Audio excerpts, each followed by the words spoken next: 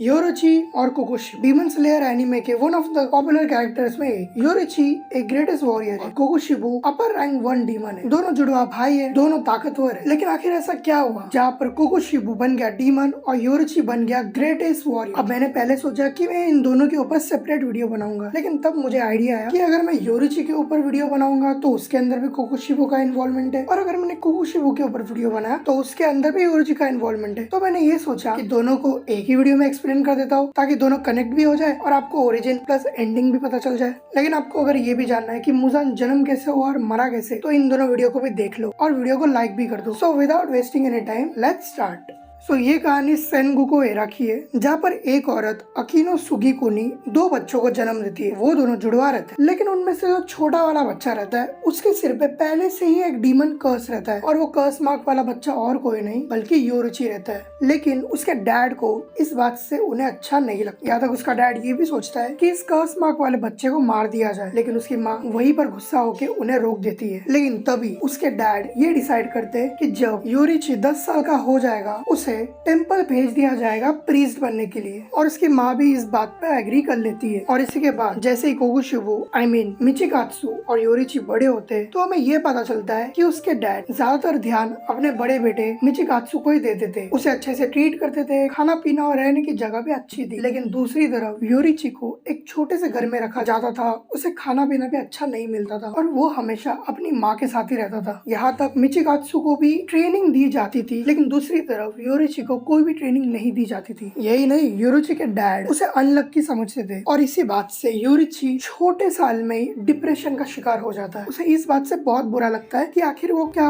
सच में अनलक्की है। और योरुची को ये सब बातें इतनी चुभती थी कि वो किसी को खुल के बोल भी नहीं सकता था, यहाँ तक बात भी नहीं कर सकता था। उसकी माँ तक को तो ये भी लगता है कि शायद से अब उसका बेटा बहरा हो चुका है, तो इसलिए उसकी माँ ने योरुची को हानुफादा इयररिंग्स दी थे ताकि उसकी इयरिंग शक्तियाँ वापस आ जाए। दूसरी तरफ जो हमारा मिचिकात्सु है कोकोशिबू, उसे भी ये सब बात थोड़ी अजीब लगती थी और खराब भी अपने भाई के लिए, और वो कभी कभार छुपके से योरुची को मिलने भी चला आता था। और मिचिकात्सु योरुची को एक फ्लूट देता है एज अ प्रेजेंट या फिर गिफ्ट। लेकिन यही बात जब योरुची और मिचिकात्सु के डैड को पता चलता है, वो मिचिकात्सु को मारते हैं और ये कहते हैं कि तुम्हें इससे दूर रहना। ये भी पता चलता है कि योरुची मिचिकात्सु से बहुत प्यार करता था, लेकिन मिचिकात्सु उसे ऐसा दिखता था कि लाइक बेचारा ये कैसा बच्चा है, you know what I mean. Michikatsu का एक ही मोटिव था कि उसे बड़े होकर ग्रेटेस्ट समुराई बनना है। और इसके बाद मिचिकात्सु की ट्रेनिंग स्टार्ट हो जाती है एज अ स्वॉर्ड्समैन। लेकिन यहाँ पर उसके टीचर को योरुची के ऊपर थोड़ा सा दया आ जाता है और वो उसे भी सिखाने लग जाता है। लेकिन यहाँ पर सबसे ज्यादा शॉकिंग की बात ये होती है कि योरुची पहले से ही ज्यादा प्रिपेयर था और वो स्वॉर्ड चलाने में इतना माहिर था कि उसने पहले ही दिन अपने टीचर को भी हरा दिया। और यहाँ पर मिचिकात्सु शॉक हो गया और थोड़ा जलने भी लगा कि कैसे इसने इसे हराया। जब मिचिकात्सु योरुची को ये पूछता है कि आखिर तुमने उस टीचर को हराया कैसे, तो योरुची ये कहता है कि मैं सी थ्रू वर्ल्ड से उसे देख पा रहा था। और अब योरुची ये भी सोच लेता है कि वो आगे से फिर कभी ऐसा नहीं करेगा, अब तो उसे वॉरियर भी नहीं बनना था। और मिचिकात्सु ये भी नोटिस करता है कि वो हमेशा योरुची अपनी माँ के साथ में ही रहता है। और फिर कुछ सालों बाद योरुची और मिचिकात्सु की मॉम मर जाती है। यहाँ पर योरुची सोच लेता है कि वो घर छोड़ देगा और चला जाएगा प्रीस्ट बनने के लिए। और जैसे योरुची घर से निकल जाता है, मिचिकात्सु को एक डायरी मिलती है जो कि उस डायरी में उसकी मॉम लिखा करती थी, और उसमें मिचिकात्सु को ये पता चलता है कि उसकी माँ को एक डिजीज था। और इन सब के बारे में सिर्फ योरुची ही जानता था कि उसकी माँ बीमार है। उस बीमारी में योरुची की जो मॉम थी उसका लेफ्ट साइड जो था वो पैरालाइज था, इसलिए योरुची हमेशा उनका देखभाल करने के लिए उनके साथ ही रहता था। और ये बात मिचिकात्सु समझ जाता है। अब योरुची जैसे ही अपने घर से निकल जाता है, उसे उसी की एज की एक लड़की मिलती है जिसका नाम रहता है ऊटा। अब ऊटा के साथ में भी यही होता है, और ऊटा की फैमिली भी किसी बीमारी से मारी गई और ऊटा को किसी कंपनी की जरूरत थी। तो योरुची डिसाइड कि वो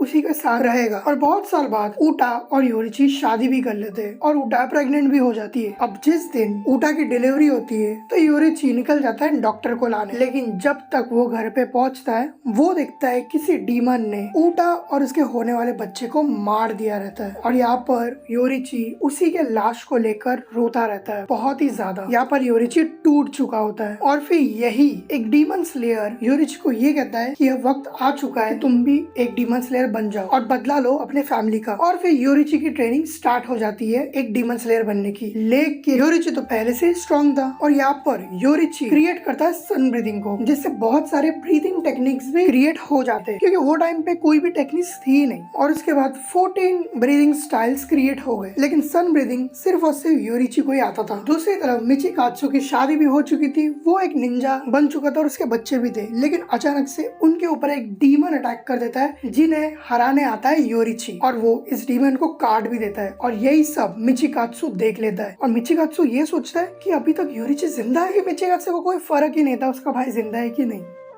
और मिचिकात्सु इतना जल जाता है कि वो भी सोच लेता है कि वो भी ज्यादा स्ट्रॉन्ग बनेगा और वो अपनी फैमिली को छोड़ के चला आता है अपने डीमन स्लेयर बनने के ट्रेनिंग में। और मिचिकात्सु योरिची के सन ब्रीदिंग को कॉपी करके अपना मून ब्रीदिंग बनाता है, जो सन ब्रीदिंग के बाद ज्यादा स्ट्रॉन्ग ब्रीदिंग टेक्निक है। और इसी बीच योरिची के सामने आ जाता है मुजान, और जब योरिची को ये पता चलता है कि मुजान ही वो डीमन है जिसके वजह से सारे लोग डीमन में क्रिएट हो गए और उसी की वजह से उसकी फैमिली भी मर गई, योरिची मुजान को बहुत ही गंदा पेल देता है। यहाँ तक योरिची ने जो जो स्कार्स मुजान को दिए थे वो सेंचुरीज के बाद भी आज तक मुजान ठीक नहीं कर पाया। और मुजान इतना डरता है योरिची से कि वो आज तक उसे कभी भूल नहीं पाया। उसे अभी भी उसके नाइटमेयर्स आते हैं। मतलब सोचो योरिची कितना ज्यादा पावरफुल था। और मुजान को ये भी पता था कि योरिची ऐसा आज तक और कोई पैदा नहीं हुआ है। मुजान अपने आप को एक्सप्लोर करके यहाँ से भाग तो जाता है और वो तब तक बाहर नहीं आता जब तक योरिची मर नहीं जाता। और इसी के बाद तमायो योरिची से मिलती है और वो खुश होती है कि इस दुनिया में कोई तो है जो मुजान को टक्कर दे सकता है, यहाँ तक कि उसे मार भी सकता है। लेकिन योरिची तभी तमायो को नहीं मारता, क्योंकि योरिची को ये लगता है कि तमायो एक अच्छी डीमन है, जो कि उस टाइम पे डीमन थी। लेकिन यही बात जब बाकी स्लेयर्स को पता चलती है कि उसने ना ही तमायो को मारा ना ही मुजान को, उसे डीमन स्लेयर से निकाला जाता है योरिची को। और इस टाइम पे सारे स्लेयर्स का डीमन कर्स मार्क भी अनलॉक हो जाता है। लेकिन इससे इनको ये भी पता चलता है कि जिनके पास भी ये कर्स मार्क है वो सिर्फ 20 या 25 साल तक ही जिंदा रह सकते हैं। और मिचिकात्सु के सिर पे भी ये मार्क अनलॉक हो चुकी थी। और यही बात मिचिकात्सु को टेंशन दे रहा था कि अगर वो मर गया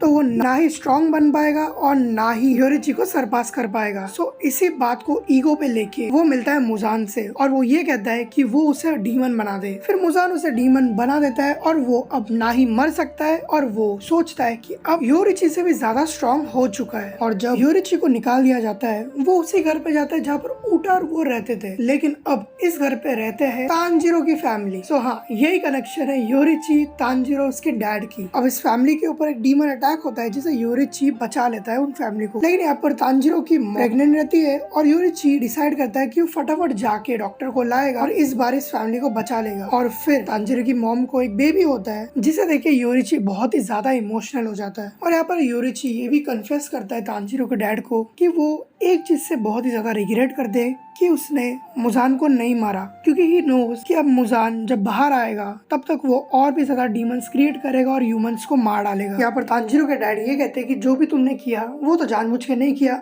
अब जो हो चुका है उसे तुम बदल नहीं सकते। और यहाँ पर योरिची को ये भी पता चल जाता है कि ये फैमिली बहुत ही अच्छी है। और यहाँ पर तांजीरो की वाइफ ये कहते हैं कि क्या तुम थोड़ा सा मुझे अपने स्वॉर्ड चलाना दिखा सकते हो, क्योंकि वो उसे देखना पसंद था। यहाँ पर योरिची अपना वही सन ब्रीदिंग फॉर्म कर रहा होता है और इसी चीज को एक डांस की तरह देख के तांजीरो के डैड सीख जाते हैं और वो उससे एक डांस की तरह परफॉर्म भी करते हैं। ये रीजन था कि तांजीरो कैसे सन ब्रीदिंग फॉर्म को परफॉर्म कर पा रहा था। और जब एक बार लास्ट टाइम के लिए योरिची तांजीरो की फैमिली के पास आता है, वो उसे कहता है कि ये मेरा आखिरी टाइम रहेगा तुम लोग के साथ। और वो तांजीरो के डैड को अपने हानुफादर रिंग्स भी दे देते हैं और वहाँ से वो चला जाता है। और यहाँ पर तांजीरो का डैड ये डिसाइड करता है कि इस सन ब्रीदिंग फॉर्म को वो अपने आगे तक बढ़ाते रहेंगे अपने फैमिली में और बाकियों को भी सिखाएंगे। और जब योरिची बूढ़ा हो जाता है 80 साल का, तब उसका सामना होता है मिचिकात्सु से, जो अब बन चुका है अपर रैंक 1 कोकोशिबु। ये देखिए योरिची बहुत इमोशनल हो जाता है कि उसका भाई अब एक डीमन में क्रिएट हो चुका है और वो तो अब उससे लड़ना भी नहीं चाहता था। लेकिन यहाँ पर कोकोशिबु सिर्फ उसे हराने के लिए यहाँ पर आया था। उन दोनों के बीच में फाइट तो होती है, लेकिन योरिची एक सीरियस फाइट नहीं करता कोकोशिबु से और कोकोशिबु को ये लगता है कि वो इस फाइट को जीत रहा है। और एट दिस मोमेंट योरिची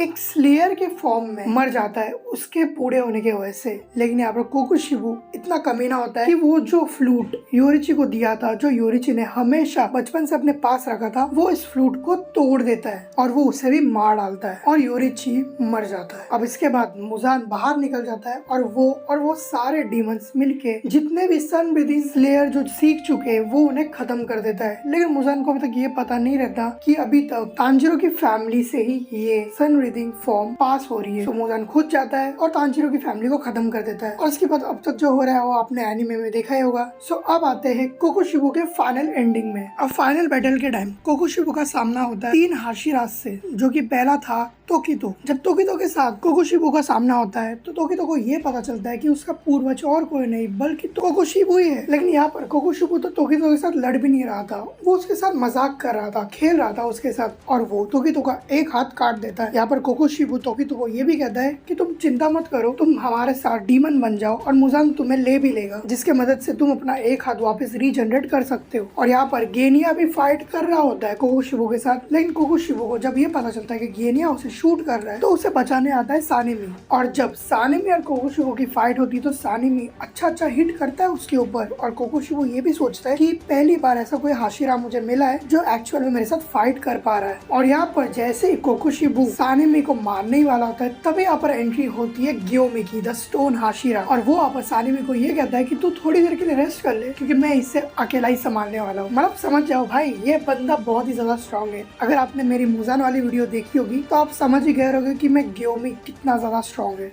और यहाँ पर जैसे ग्योमी कोकोशिबो के साथ फाइट करने लग जाता है, कोकोशिबो को चोटें आना स्टार्ट हो जाती है। और अगर वो ये सोचता है कि वो उसके उस वेपन को तोड़ देगा तो भाई वो नहीं टूटने वाली, उल्टा उसका वो जो हाथ में जो वेपन रहता है कोकोशिबो के वो ही टूट जाएगा। यहाँ पर कोकोशिबो इम्प्रेस भी हो जाता है उन दोनों से कि भाई तुम दोनों बहुत ही ज्यादा स्ट्रॉन्ग हो लेकिन तुम लोग मुझे हरा नहीं सकते। और एट दिस मोमेंट कोकोशिबो को ये लगता है कि वो मरने वाला है बहुत टाइम के बाद, जब से उसने योरिची को मारा था, क्योंकि अब तक गेनिया भी एक डीमन में तब्दील हो गया था। और गुस्से में कोकोशिबो अपने बॉडी से ब्लेड्स निकाल रहा होता है जिससे वो उनके ऊपर हमला भी करता है। लेकिन ग्योमी और सानेमी उसे झेल लेते हैं। और इसी बीच वो दोनों कोकोशिबो के सर को तो उड़ा देते, लेकिन वो भाई इतना जल्दी हार थोड़ी ना मानने वाला था। वो अपने सिर को वापिस से रीजनरेट करता है और इस बार बहुत ही ज्यादा खतरनाक दिखता है। लेकिन इसी बीच कोकोशिबो सानेमी के ब्लेड में उसी का रिफ्लेक्शन देखता है और ये सोचता है कि ये वो नहीं है, ये तो एक मॉन्स्टर है और मुझे हमेशा से एक समुराई बनना था। और इसी बीच कोकोशिबो के कमर डिसइंटीग्रेट होने स्टार्ट हो जाती है क्योंकि तोकितो ने उसके ऊपर एक स्लैश मारा था। और इसी का फायदा उठाते हुए ग्योमी उसके ऊपर एक अटैक करता है जिससे उसकी बॉडी हट जाती है और वो डिसइंटीग्रेट हो जाता है और फाइनली कोकोशिबो भी मर जाता है। सो बस आज के लिए बस इतना ही। आई होप मैंने अच्छे से योरिची और कोकोशिबो पूरा